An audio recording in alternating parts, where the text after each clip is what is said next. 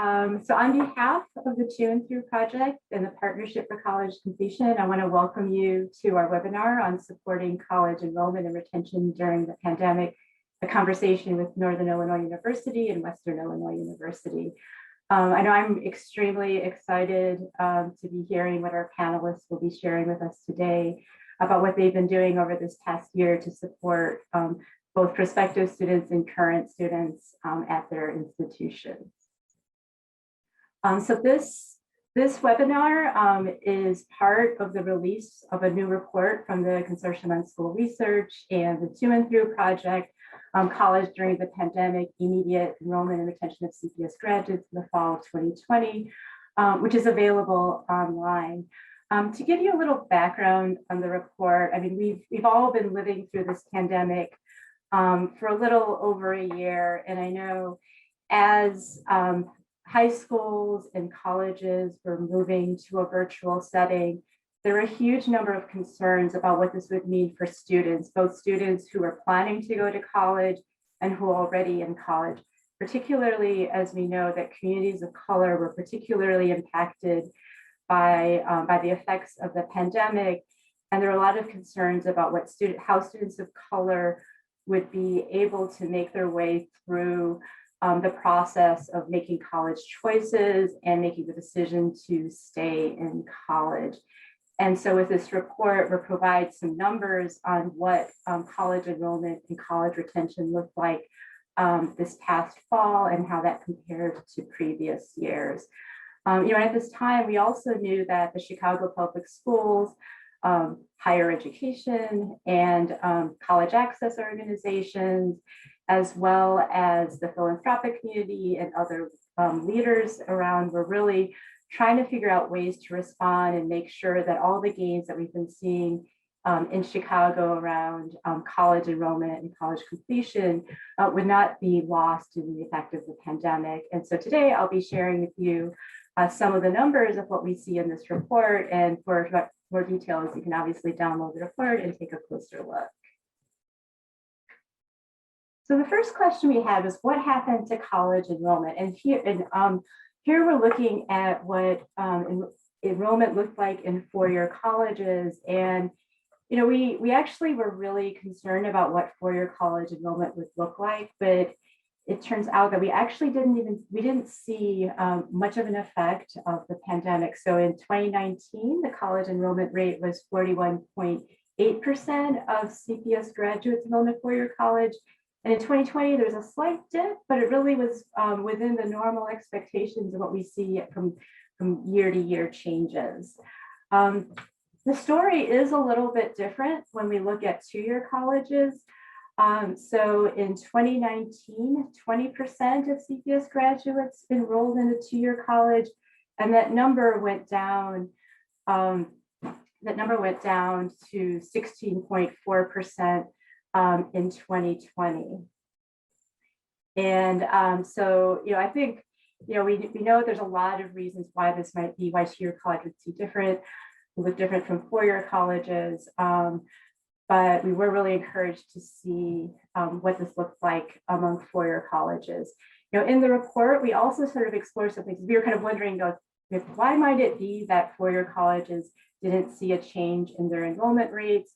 We took a look at, does this have to do with private versus public institutions, or the distance that students may be traveling to? We really didn't see any clear patterns as to why four-year college rates or how changes in enrollment might be happening across different types of four-year colleges.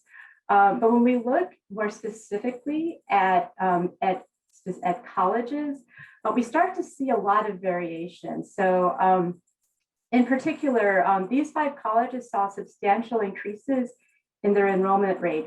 Northern Illinois, DePaul University, Columbia College, and Western Illinois University in particular had 100 more students enrolling in college in 2020 compared to 2019.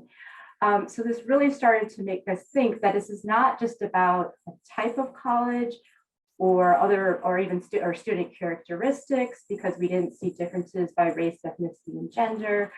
for four-year colleges, but it really has something to do with the practices and policies that individual institutions were doing during this time. And that's part of the inspiration for why we wanted to have this webinar, to hear more from NIU and Western Illinois.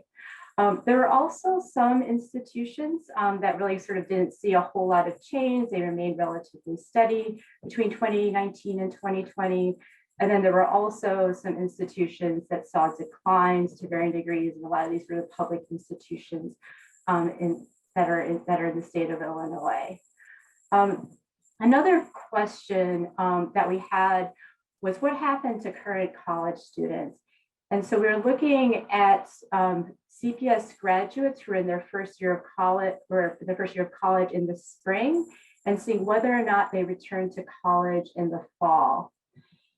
And over time, we see that roughly 77 to 80% of students stay in school, but that number actually went up in 2020 compared to previous years. So in 2020, 80.6% of students enrolled in spring returned to the same college in the fall. And that's an increase over 2019 when 79% of students returned. We didn't see that much change in transfers to other institutions. It went up a tiny bit in 2020 to 3.5% compared to 22.5% in 2019. One place where we did see some declines was at the rate at which students were transferring to a two-year college from a four-year college. So this does mean that overall, there was a slight decline in students who were staying in college between 2019 and 2020, but that's largely driven by the decline of students who transferred from a four-year college to a two-year college. And then, and similarly, we wanted to see what happened at individual institutions in terms of retention between 2019 and 2020.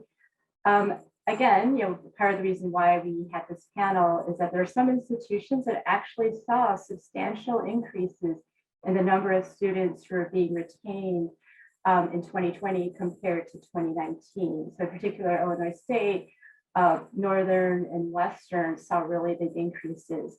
And for the most part, other four-year colleges did not see a huge difference between the retention rates in 2019 compared to 2020. And so I'm sure, like you look at these numbers and I think it surfaces a lot of questions about what was happening at these universities, what were they doing to really make sure that students were enrolling and were staying in school. And so I'm really excited to hear more from our panelists. But first I will turn it over to Lisa Castillo-Richmond, who's a managing director at the Partnership for College Completion, who will be moderating our panelists. So thank you, Lisa. Thank you so much, Jenny. Good afternoon, everyone. As Jenny mentioned, my name is Lisa Castillo-Richmond, and I'm the managing director at the Partnership for College Completion. I'm very pleased to be here and in conversation with my colleagues at the To&Through Project and at Northern Illinois University and Western Illinois University today to discuss the findings of this new report and the implications in practice and on the ground. For those of you who may not know us, the Partnership for College Completion is a four-year-old organization that aims to increase equity and degree completion in the state of Illinois. We focus on racial and socioeconomic equity specifically, and do this through a three-part strategy. First, in the area of public awareness, we conduct research and data analysis on the inequities in Illinois college students face in order to galvanize broad support for and greater urgency to address the state's persistent disparities in higher education. In public policy, we mostly focus at the state level to advocate for state and national legislative and administrative policy efforts that will propel institutional reforms that prioritize equity and student success. And finally, in college and university partnerships, we work with colleges and universities directly to implement and scale practices proven to increase graduation rates and equity in degree completion. Our major partnership work with colleges and universities happens through the Illinois Equity and Attainment Initiative, which was launched in the fall of 2018 and brings together 26 colleges and universities that are working to eliminate racial and socioeconomic disparities in degree completion within their institutions. These institutions combined serve nearly 40% of all undergraduates in the state of Illinois. This new report and the conversation with our panelists today, I think, is very timely, coming at a moment when many of us on this call are very concerned with both the short-term and long-term effects of COVID-19 on college going and what this will mean for students, their families, and their futures. I just want to provide a very brief bit of overall context on the enrollment picture, because what we see right now at this moment is worrisome for undergraduates, and it's also different than what we have seen in prior periods of recession, which have tended to see increases in community college enrollment. Overall, the most significant declines we're seeing enrollment nationally are in community colleges, which has seen a total combined enrollment decrease of about 9%. We've also seen declines in transfer rates and significant declines among older students in college going, all of which affects community colleges significantly. Unfortunately, we've also seen a 3% increase in enrollment in for-profit institutions. Now, this has been a lot of variance in terms of what we see in individual community colleges and four-year universities. We saw, in some cases, significant increases in enrollment. And with the data that Jenny just shared in the report, you saw that as well, while others saw upwards of 30% decreases in overall enrollment. To a lesser degree, the same was true in terms of retention rates for returning students. From a four-year public university context in the state of Illinois, we saw overall undergraduate enrollment in fall 2020 down about 1% in the aggregate, which represents about 1,300 students, compared to just under 2% nationally. This represents a decline in both new freshmen and a decline in students transferring into four-year institutions. There was about 0.5 point percentage decrease in retention rates in four-year institutions in the state of Illinois. Among Black undergraduates, there was just under a 1% point decrease in enrollment rates, and among Latinx undergraduates, there was a 4.5% increase in enrollment rates in our public universities. I think this new report and the work happening at Northern Illinois University and Western and others will provide some much needed good news for us today and nuance within this enrollment picture in our current context. Now, I'm very pleased to introduce our panelists. Our first presentation will be from our colleagues at Northern Illinois University, followed by Western. From Northern, we have Dr. Vernese Edghill-Walden, who is the Vice President for Diversity, Equity, and Inclusion. She's also the Chief Diversity Officer and the Interim Chief Human Resource Officer. And we also have Saul Jensen, who's the Vice President of Enrollment Management, Marketing, and Communications at Northern. Our colleagues joining us from Western are Doug Freed, who is the Director of Undergraduate Admissions and Enrollment Services, and Justin Shu, who's the Executive Director of Retention Initiatives. I encourage you all to ask questions using the Q&A function during the presentations, which our panelists will do their best to cover during the discussion following their remarks. Now, I'm very pleased to pass it over to Vernese and Saul at Northern Illinois University. Thank you so much, Lisa. And on behalf of my colleague, Vernese, I just want to thank everyone for the invitation and opportunity to connect with you all today and share a few insights about NIU over this past couple of years, actually. So next slide, please, Don. So just at a real high level, we thought we'd start by setting the framework for who NIU is. We're about just under 17,000 total students. You can see we serve a lot of underrepresented students, a lot of lower income students, and first generation students. We know that this is the population that we serve, and we have adjusted and made a lot of policies and procedures that we think are directly impacting positively these populations. All right, next slide, please. So we actually began several years ago with creating a strategic enrollment management plan. I think this is important to note because we have been planning for quite some time. Now, we did not build a pandemic into our strategic plan, but the fact that we had a plan that we've been operating for a year up until that point actually made it something that we could still fall back and rely upon. And I think that was very advantageous that the pandemic didn't impact us as much. So here you can see, just some of the basic tenets that we have of our SEM plan that over the next 3 to 5 years, 3 years from now, that we would have stable enrollment, that our student body profile will change. Why? Because the profile of the state is changing. We want to serve the students in the state.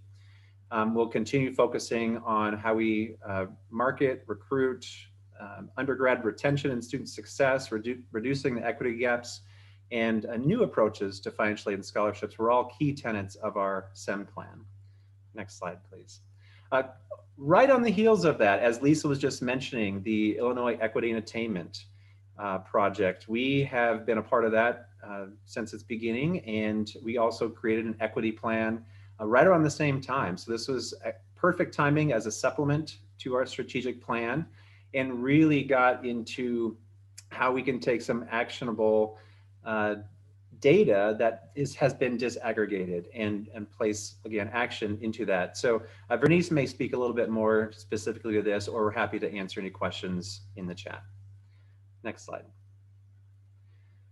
So from a higher level, our fall of 2020 looked very strong. So we actually did see an increase of 8% of new freshmen total. Now 26% came from CPS out of our incoming freshman class. Almost 60% were first generation, 2/3 were students of color, and this was also the second highest average high school GPA that we enrolled in the past decade. But I think what's important to note is that, again, not just, what did we do over this past year, but over the past few years that we have been striving to increase the enrollment and retention of students from CPS specifically.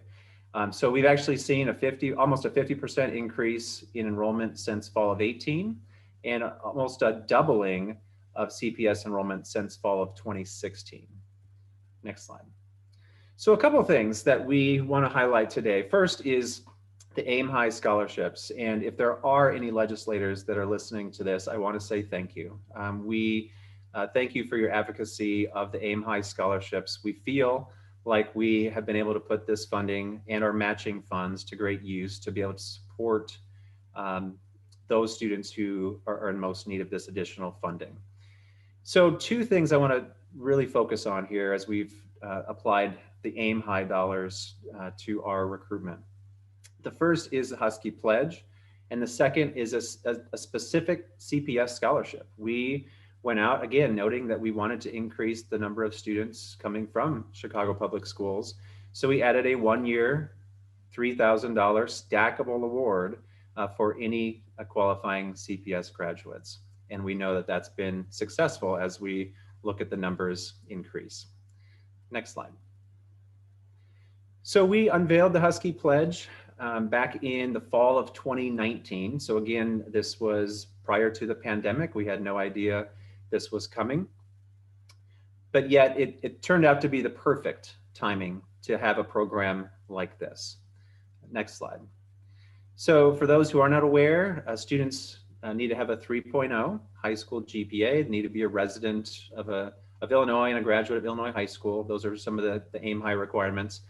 And then family income and assets, if they're below $75,000 as a full-time student, what we are essentially committing to, our pledge, is that these eligible students will receive a grant in the amount of any remaining expenses for tuition and general fees. So that's, again, coming after federal, state, and institutional grants, but still a significant pledge to all these students who qualify. So next slide. So this is the results. So again, we started it in fall of 19, fall of 20 was our first class.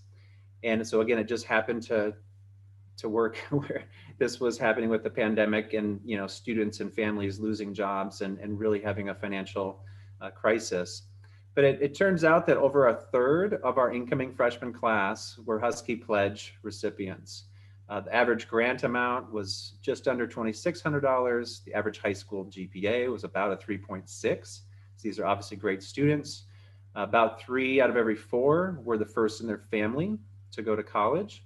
And then you can see the race and ethnicity breakdown, heavily Black and Latinx. And specifically, 40% of the Husky Pledge recipients came from Chicago Public Schools.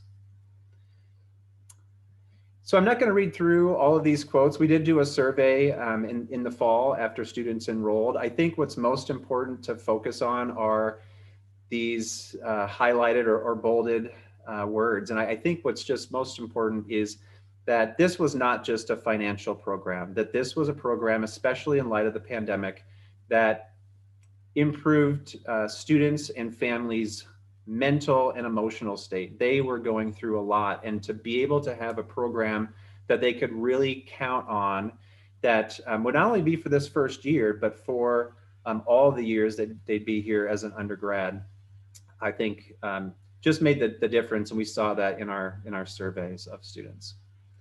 Next slide, please. The other thing that we did prior to the pandemic was we decided to go test-free. Now, I know a lot of institutions went test optional, test-free once the pandemic hit. This was something that we decided upon before the pandemic hit because we just knew this was the right thing to do. We did our own data, about 20 years worth of institutional data. We looked at the national data and just did not see the reason to continue using test scores. So test-free means we're not looking at test scores at all. It's not even test optional, it's just test-free. So we began that in January for the fall of 2021, so the next year's term, this upcoming term. However, because we had already had that approved, when the pandemic did hit, we were able to pivot, and for any remaining students who were in the cycle, we knew that they were going to have a challenge taking a standardized test.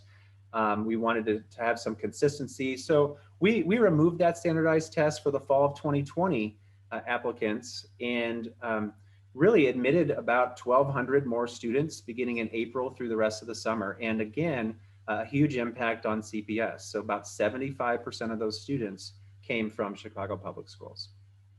Next slide.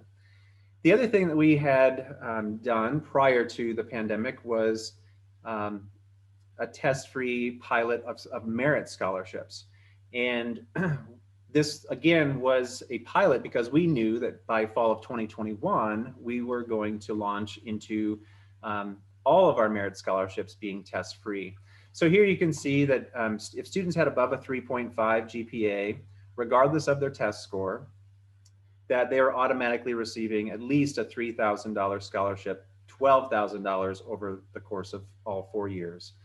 And you can see that we had 241 students who enrolled in fall of 20, almost 60% of those students coming from CPS. Now, these are students who in our prior merit scholarship criteria would not have received any merit scholarship. So again, this is one of the things that we thought was very important and really reassured us on our decision to go test-free for fall of 21 and beyond. Vernese. Thank you, Saul. Thank you for allowing us to be here today. I will just expand upon my colleagues' comments. It is so important for us to, when we think about how we've been able to impact these students, to really think about how we can do it more intentionally and to do it in a sustainable manner. As Saul said, in 2017, we began this process of working with the partnership on equity. But prior to that, in 2015, we started as an institution really rethinking what we meant by equity and what does equity and student success look like. And so this has been many years of discussions, revisions, policy discussions on how we can best support our students by centering equity at everything that we do.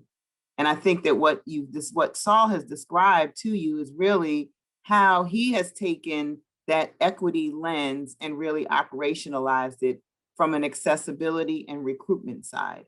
What I wanted to share with you today, just a few slides on how we've been able to use that same equity lens to also support retention. What you see on this slide is 5 strategies that we had put in place prior to 2020, but we solidified it with our equity plan that really centers on how do we improve the student experience, how do we revise policies, how do we invigorate and revise our academic supports, and also how do we engage faculty and staff in cultural competency work that is really going to transform their work in and out of the classroom. Next slide. A few things that I wanted to touch on is those 5 strategies really were operationalized in the tactics in these next 2 slides. There's several points that we've made here centering around academics, but 2 that I want to mention is one is just really looking at how we can improve course success. We know that remedial courses have not been successful for our students, especially students of color. And so we needed to revise and revamp the curriculum and really engage and embed supplemental instruction and better support in college level courses. And I'm happy to say that this past fall and this coming fall, we will no longer have remedial courses, and we've been seeing signs of course success. We've also spent a lot of time and invested in faculty and staff cultural competency work and engaging our community in understanding what it really means if everyone plays a role in creating student success from an equity lens. Next slide. So one of the other areas that my colleague Saul talks about in terms of finances is really how we help students get to NIU. But one of the things that we know has been a huge help, in particular through the pandemic, is really rethinking how we created financial accessibility. Many of our students would not have been able to return to NIU had we not addressed our financial strategies. So prior to COVID, and no one could predict COVID, but prior to COVID, using our equity definition of how we eliminate barriers, we took the initiative to do 2 things, and that was to change our billing cycle and also to begin thinking about how we would change our hold policy, meaning academic holds. When COVID hit, we removed all academic holds and we implemented the policy that we had already been working on billing cycles. And as a result of that, in addition to the CARES funding and standing up our emergency fund process, we have been able to allow students to register regardless of the debt that they owed, and to allow them, and they're in good standing, to be able to pay their bills on a different cycle. These initiatives significantly impacted our students of color because we know that the barrier to sometimes success is the financial need. Next slide. As a result of the work that we did in changing those policies and revising our academic supports and really engaging our entire campus in creating equity-minded solutions, this is the result. Our retention rate was 72% and is now at 78% overall. And you can see that there's been an increase in Black, Asian, Latinx, as well as white student retention. And I have to say that our initial goal in our strategic enrollment management plan was to close these gaps and to reduce these gaps over time. But because of the change in the intentional strategies, we've been able to close them much quicker than we thought. I would just want to end by saying that it is everyone's work. And I believe that because we started in 2015, we were primed to really support our students through the pandemic. Thank you.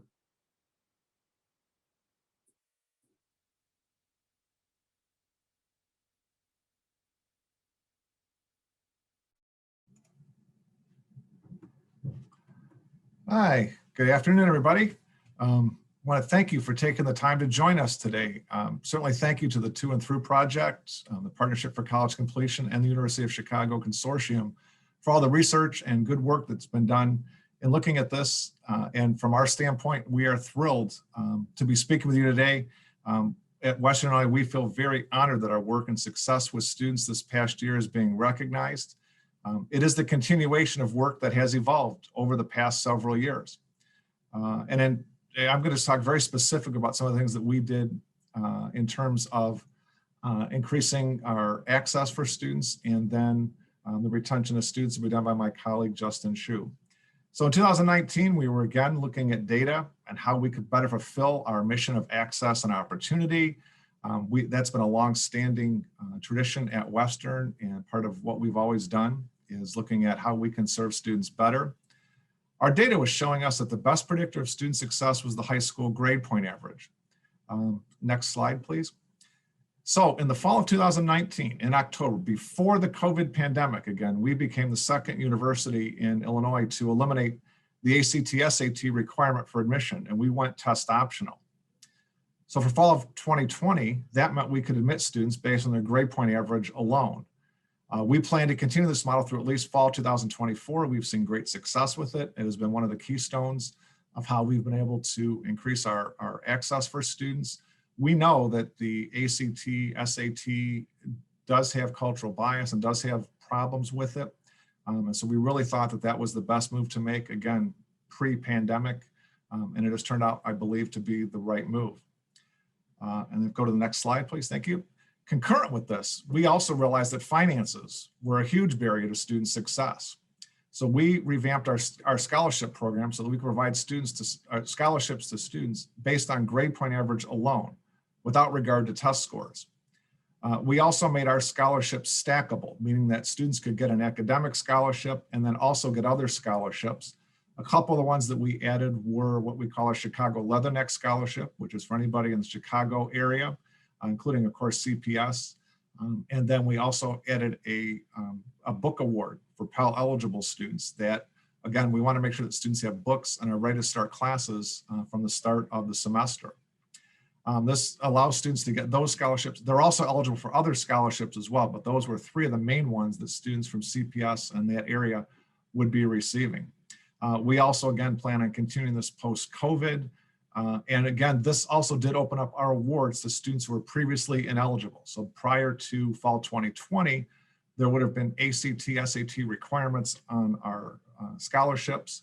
And again, knowing that was a barrier, that was one of the things that we certainly wanted to eliminate. Again, continuing on cost, Western has the lowest tuition rate of all Illinois publics, which again helps us contribute or helps us hold down costs for students.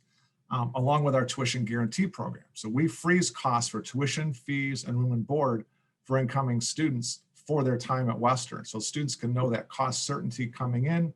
Our scholarships are 4-year renewable scholarships, so they'll continue to have that scholarship aid during their time at Western. And we believe these are really going to continue to enhance our retention and our ability to recruit new students moving forward. We also made, next slide, please. We also have made intentional direct connections in the Chicagoland area. We have 4 dedicated, amazing regional admissions counselors who work in the Chicago area full time. They're able to meet with your students, and they do meet with your students, visit the high schools, and make sure that students have the information they need to be prepared for college and to help with their college decision. We've also had numerous student receptions, high school counselor breakfasts in Chicago and the Chicago area. Of course, this past year they're over Zoom, but we hope to resume in person as soon as we can. And we've also invited and hosted high school counselors from CPS and other in the Chicago area to our main campus in Macomb through train trips. So we have we're a stop on the train leaving Union Station. We have a direct Amtrak stop here in Macomb. So students and counselors were able to take the train and stop directly here in Macomb. And then next slide, please. We also have actively encouraged and made financial arrangements for students to visit campus. So I mentioned the train before. We have our Western Express program where we're paying for train tickets for a student and a parent, significant other, guardian to come with them to Macomb to see our campus. We want people to get here So we've made that financial commitment to do that. Again, this has been suspended due to COVID, but we will be resuming that as soon as we can.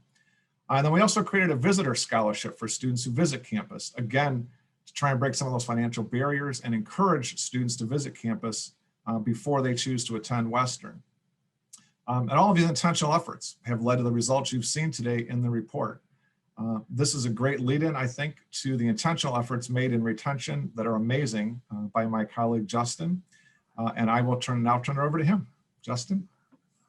Thank you very much, Doug. And I also want to thank the teams for inviting us and welcoming us today. I'm going to focus and talk some about our retention efforts over the past year. An important note for WIU is we went through a university restructure back in January of last year, right before the pandemic, which created an enrollment management division. And through that, a focus on retention initiatives in a retention area. So some things we started to put in place in the very few early weeks of the semester and the year before the pandemic hit. And some of those obviously will continue, but we think these have had some really great impacts on our student experience. So the first focus that I want to talk briefly about is just an intentional focus on our students individually. Knowing that many of our students come from a little bit farther away, it's been important for us to really look at our offerings and processes and support networks on campus to ensure that our students have exactly what they need. So through that, we launched a Leatherneck care referral program, allowing students, faculty, staff, family members to give the institution a little bit more insight on concerns they might have, and somebody from the institution immediately follows up. One item we put in place at the onset of the pandemic and the stay-at-home order was what we call a Leatherneck Lookout Call campaign, where we mobilized a group of students who might have been displaced from other student employment work because they were no longer on campus, to create a team of individuals who called every single student multiple times throughout the spring semester to check in, share resources, see how they're doing, to make sure that all of our students, whether they were all the way home or staying on campus with us still, even through the stay-at-home order, knew about all of the resources that they still had at their fingertips, quite literally, as we navigated things in an online environment. That was a really successful campaign that we're excited to continue to do with support from CARES and GEAR, as you similar to as our colleague at NIU mentioned. We've also really looked to streamline resources and access to resources for our students, particularly through COVID-19, by revamping a number of ways that students access, whether it be virtual tutoring or other types of schedules, academic support initiatives, presentations, and really pooling those together. Another item we did to ensure a lot of student support through COVID-19 was moving to 23 hours a day tutoring at the onset of the pandemic. So knowing that our students were many sent home, although many did decide to stay with us on campus, but moved to a fully online tutoring operation and offered that 23 hours a day to ensure that students could help navigate their coursework as well as the transition to fully online learning. The last thing I want to mention is that we honored all student employment. We found other ways for students last spring to earn the funds that they might have been planning on earning, whether that be retooling for some of our call campaigns, like I mentioned, or other avenues. We can move to the next slide, please. Thank you. There are a few policy changes that happened because of COVID-19 and things that we continue to look to support our students. One is a raise in the student account balance, that threshold, very similar to what was mentioned earlier. We implemented a temporary pass-fail policy for students and then temporarily adjusted the satisfactory academic progress policy in order to support students who, again, that virtual or online learning might not have been what they had anticipated or weren't quite sure how to navigate that quite yet. And one more slide, please. Then I'll end with some things we've put in place for our incoming student support that, again, kind of underscore that focusing on the individual student. But we moved to a first-year advising or freshman intake model.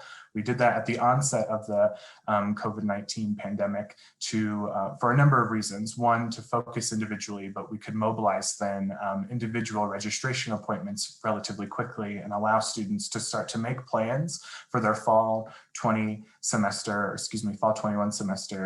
earlier and be able to get, have some finality to what their fall would look like after a spring that was a little bit different than what anyone had planned.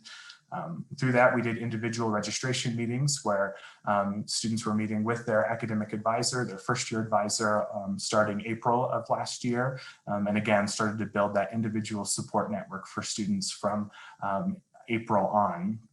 And then implemented some ongoing interactions throughout the summer, peer support, connections with our alumni program to make sure that students all summer long had additional touch points with the institution past their orientation date and their registration time, but developed new peer network supports.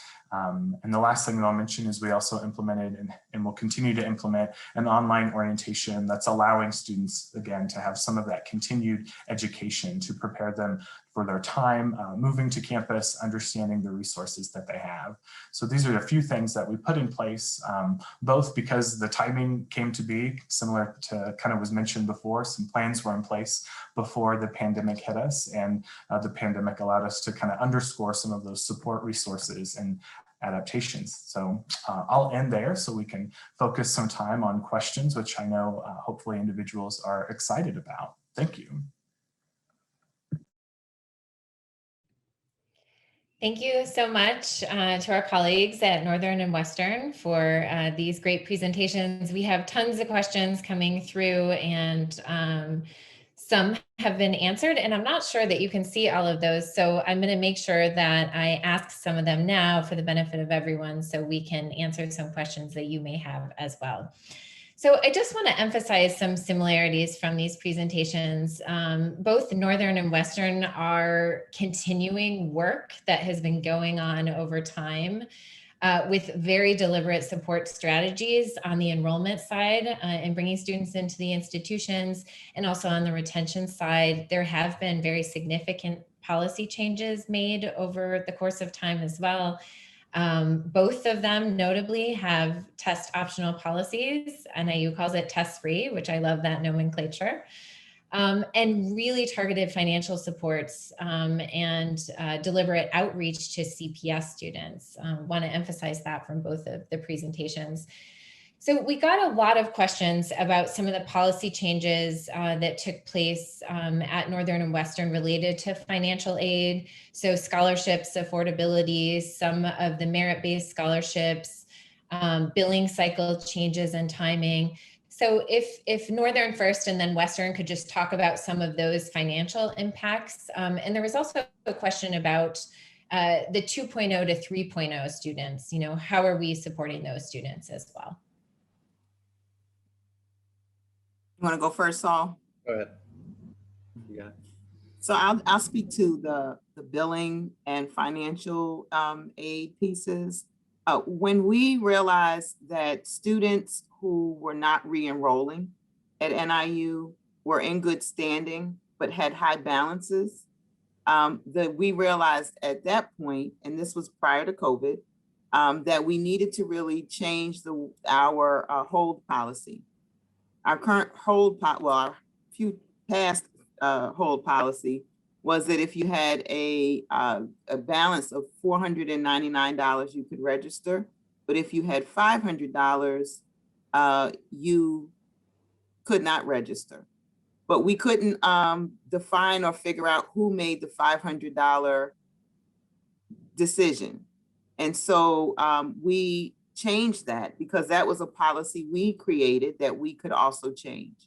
And in doing that, the amount of students that continued to register was phenomenal. And that proved to us that students want to return to us. They want to continue their education. They are in academic good standing, and we should be providing not just access to financial aid and but also financial literacy, so that we are helping them manage their debt as well. And I'll just speak to the question as it relates to the 2.0 to 3.0, especially those students who, as noted in the question, have been trending upwards at the right time. I think that's an important piece. That's what I love about our test-free admission policy and the change is that through our holistic review process, we can really take that into account. I can tell you we do take that into account when we look at grade trends. We have quite a few students who get admitted to NIU between 2.0 and 3.0, and they're very successful students. Once they're there, we have great programs to place them in. One of those being the Chance program that many of you may be aware of. It's, I think, 51 years running strong, and just provides a lot of support for each and every one of those students. Tends to be about 500 students a year, and really able to help those students navigate, especially through that first year. But I know even though it's a first year program, they end up spending time with those students throughout their entire career. I think the bigger challenge that is probably posed in that question is the financial piece of that, because we don't offer traditional merit scholarships below a 3.0. And so we really rely upon financial aid, but we do have institutional aid. So there is additional institutional aid that we can provide to students, especially those who show great trajectory. And again, many of our endowed scholarships through our foundation are for actual academic programs. And so many of our students, once they're enrolled down the line, especially second, third year, are able to receive additional scholarships through their academic program.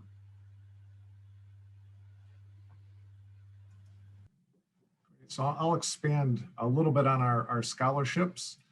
So we offer, a basic academic scholarship based on the high school grade point average. We consider that's called our Western commitment. We consider that the base of what a student would receive in terms of scholarship funding. And then I mentioned the stackable nature of our other scholarships. And so what we found was in fall 2019, before we implemented the new practice, we had about 900 students who started at Western, and they earned a combined total of about 900 scholarships because all we had at that point was the Western commitment. For fall 2020, we had about 1,500 students who earned a total of about 3,600 different scholarships because of the stackable nature. So when we added in the GPA-based scholarship along with the area-based scholarship, adding it in with the book award, adding it in with the visitor scholarship, adding it in with other types of scholarships, students were ending up with 3, 4, 5, 6 scholarships in some cases. So that really, again, adding all those together helps their total cost of attendance.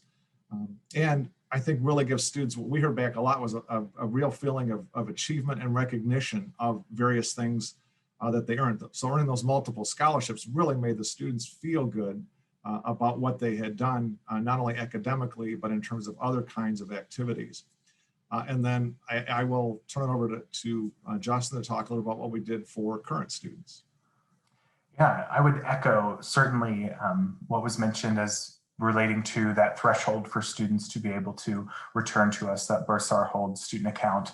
Our level was at the exact same that was mentioned at 500 previously and was raised. And we saw that be an immediate barrier wiped away for our students, particularly at the onset of this pandemic where students were losing some of that traditional work that they had counted on to be able to obviously pay those accounts down.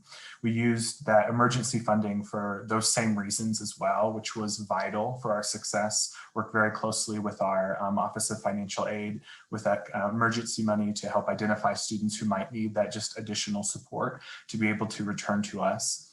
Another thing that we did to help financially, but also really looking at that population of students between the 2 and 3 mark was implement through utilizing some of that emergency aid, some micro scholarships and utilizing a platform where if students partake into some of the activities that we know will help them academically, whether that be attending tutoring, meeting with their academic advisor, meeting with their professor. They're earning a little bit of funds that build for their next semester. And we found a lot of success with that program. And that's really targeting that those students who might be under that 3.0 mark to make sure they have some additional funds.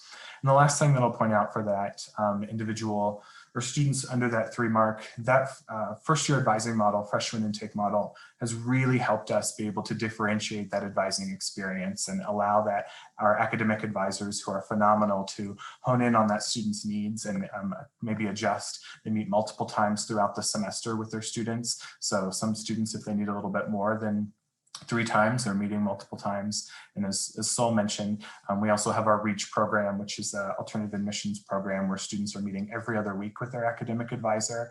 And we find that that is obviously a great tool to assist. So I'll yield there. Okay, our next question is about placement. So in the context of test optional, test free, how are you placing students into coursework?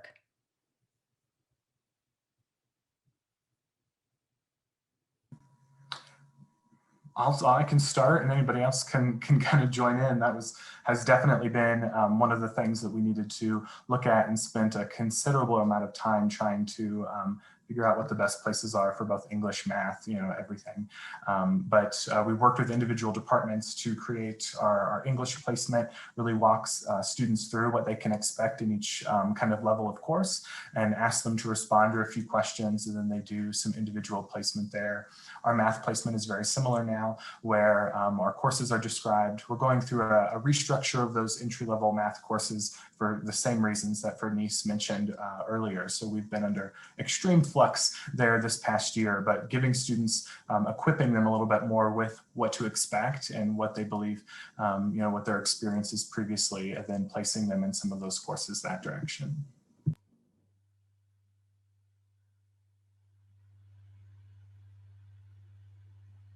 Yeah, maybe I was waiting to see if Vernese was going to jump in. The only other thing maybe I would add in is, I know, again, this is our first year being test-free.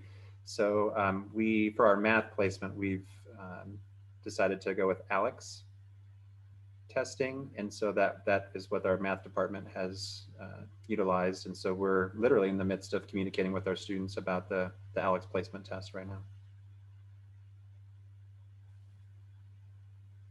I don't have anything else to add.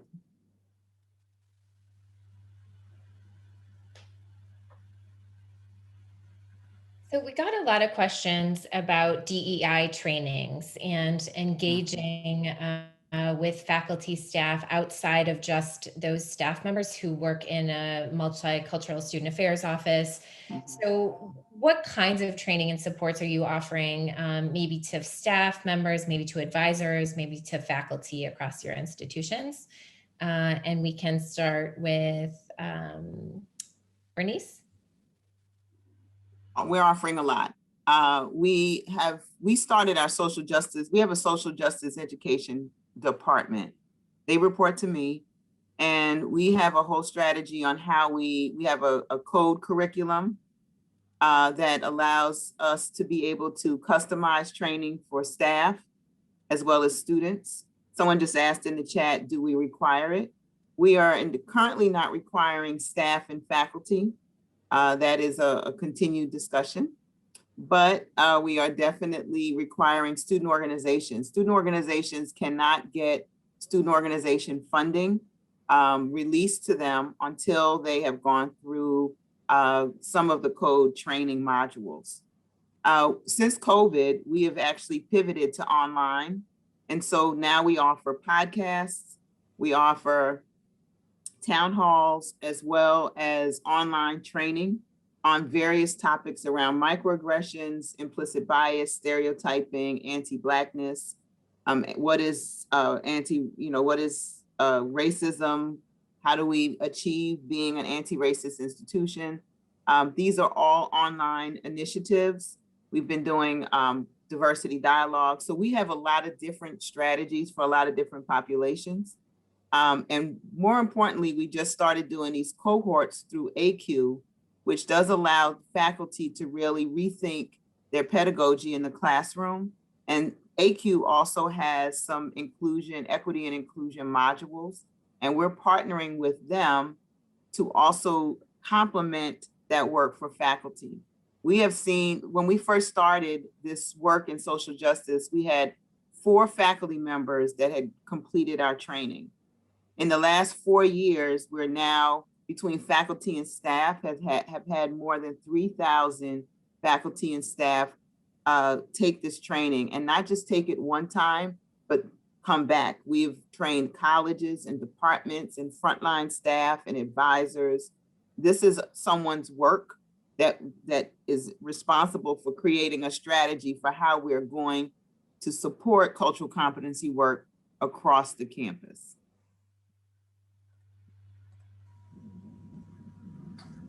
I would add in for on the WRU side, we are probably just a little bit, as was mentioned for NIU, having that strategic plan or taking those first steps in the past year, and that restructure of the university. Like I mentioned, a new position, which is Assistant to the President for Diversity and Inclusion, was created, a rebirth of our University Diversity Council to make those exact steps, start to develop what are some best practices. We are finalizing right now a strategic retention plan, and part of a section really focuses on the student experience and educating the campus community. So I believe you'll see us recommend and do some things that were actually just mentioned. So like, it was a great overview of what we're kind of looking ahead towards. We also have a question about online courses and what is kind of the future, the longer term future of remote instruction or hybrid models, online models of instruction. And in these circles, I think a lot of people who work with students in college or with higher ed institutions are talking about what potential impact on retention those models have had this year, because students who might have had to stop out for a number of reasons and move back to Chicago, for example, from your institutions, were able to continue online learning from home. So what has been the institutional discussions of what this will look like moving forward? And we can start with Western. I'll mention a couple things, and then I'm sure Justin will jump in. Certainly, one of the things we've been looking at is the number of students in the pandemic. A lot of students didn't like online learning, but we've seen some of the opposite, where students now have learned that they do like online learning. So now we're looking at that balance moving forward of trying to make sure we're being able to serve both types of students, those who want the in-person experience, which will certainly be more predominant this fall than it was last fall, but also still being able to serve those students who do want more of an online experience. We have seen this fall, we've seen about a doubling of our applications for students asking for online, or who are applying for online courses. So we think that's at least a small indicator. Again, it's still a small number, but it is a doubling of compared to fall 2020. So we think there are students out there who do want the online experience, maybe instead of an in-person experience or in conjunction with that. Yeah, and I would add from the kind of student support side of that has been a focus for us to ensure that we have all of our student supports who figured out how to go online because they had to over the past year, to continue that to support our online students. So you will definitely see students have options to come in person for tutoring, or click a button and go online for tutoring, as well as all the way down to our University Rec Center offered a very robust options for students that were fully online. And you'll see throughout us try to really balance the needs of both population, because as Doug mentioned, and I'm curious to hear what our colleagues say, but we definitely at first heard a lot of students say online, just there's no way. And now hearing a number of students say, you know what, this worked out pretty well. This provided a different type of access that maybe I wouldn't have had previously. So now we're trying to balance what that will look like. I would agree with my colleagues. I think, though, that more of our students are wanting the in-person atmosphere and connection and engagement. But I know also that we need to look at hybrid. So how do we provide the in-person interaction with some streaming options? So I might not be able to be there. I want to be able to be there, but I can't, or I need to work. I think being able to address the needs of our students who are working, who need to be home with their families or childcare or homeschooling. Creating those options for our students will be really important. But many of our students are thirsty for that in-person college life that they've missed. And we're preparing for both. Yeah, I would just add, many of our students need that. They need a different, they need the college environment because their home environment may not be that great. We did see that throughout this past year's, the lack of technology, lack of access to Wi-Fi. It was certainly one of the concerns we had to deal with right off the bat when we went all remote. I'll answer the question in one phrase, and this phrase, it came to mind. It's from our presidential goals. So our university's president has a goal that states, leverage lessons learned about course modalities during COVID-19 to position NIU to provide expanded degree opportunities for adult learners and place-bound students. So for us, it really is taking what we have learned, the flexibility both from our academic affairs side, the faculty and how they prefer teaching the modalities, but also the flexibility and options for our students and the preferred modality that they are best learning at.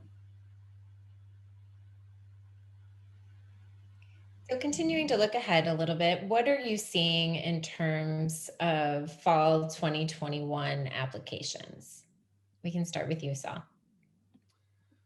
Well, I think it's a good question. Many of the initiatives that we've implemented, some of them that I covered, have continued to demonstrate success. We've seen a significant increase in new applications for freshmen. We're actually seeing an increase in new transfer students as well, which is welcome given some of the data that you had shared before. And we certainly know that there's a decline happening in our state and the country. And specifically from CPS, I believe the latest number was somewhere about 25% increase in the number of students from Chicago who have applied to NIU for this coming fall. And I think a lot of that has to do with the change of removing of the test score, both from an admission standpoint and for the merit scholarships. We can definitely tell already that the switch to a test-free scholarship program has truly redefined the definition of the word merit. And students who would not have received scholarships at all, even 4.0 students who would not have received scholarships before because of their test score, are able to get our top award. We've seen almost a 2.5 times multiplier of the number of 4.0 applicants than last year. And again, because many of these students were not eligible for scholarships before because their test score would not have placed them in that range. And so we know, without going into all these details, we know that there's an equity lens to this as well.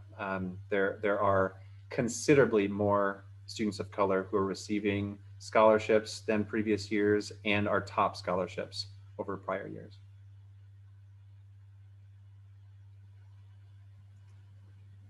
So for Western right now, our applications are slightly down for fall, but our admissions are still up about 7% for freshmen. So we're still doing very well in terms of admitting. And again, the test optional policies are certainly contributing to this. We had such a huge increase last fall that we certainly hope that we can continue it this fall in terms of overall enrollment, but the applications just haven't been there quite yet. But again, we keep working on the admissions. We are up certainly in most of our key areas in terms of students being admitted, and we're working hard to want to see how the class fills out the rest of this year and see how it goes. So I'm going to give a final question to all of the panelists, just to ask if you have any closing thoughts or final messages for our audience, considering that there are people from schools, districts, community-based organizations who are supporting students in the path to college. There are also college and university colleagues in the audience and funders who are supporting this work. So we will start with Western.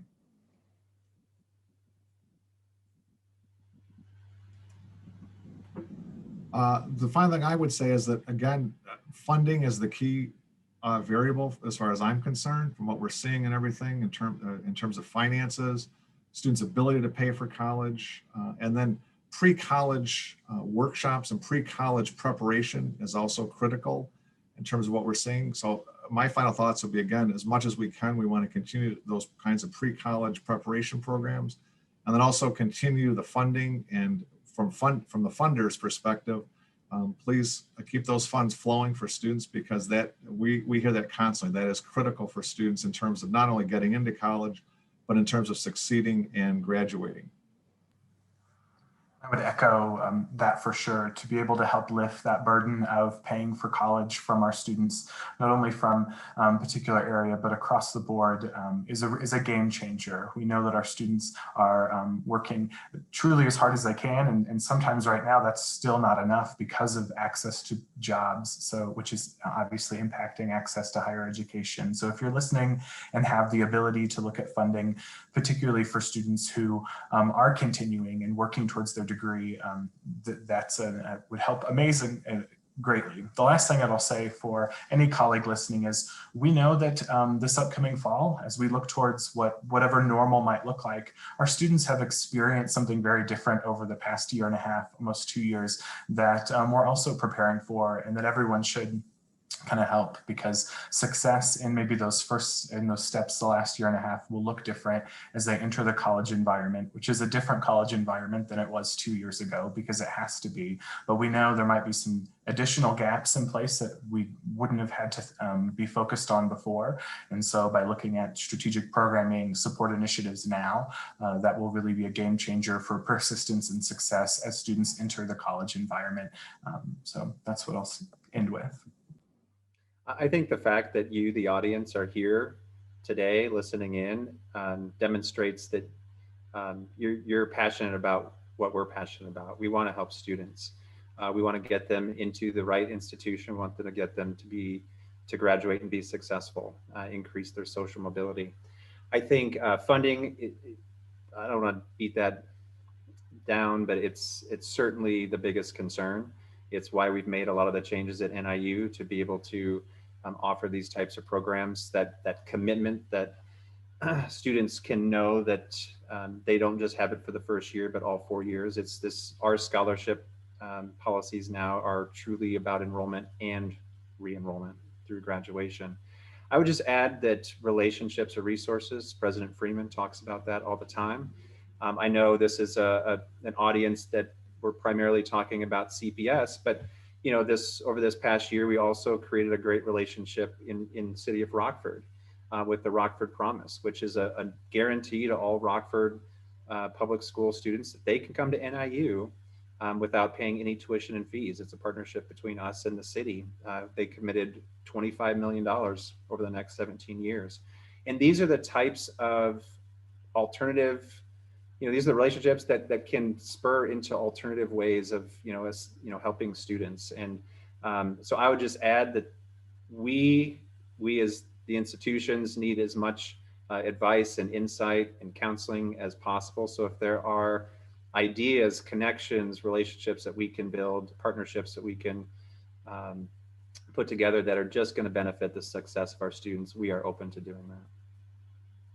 And I would also just say, again, funding is huge.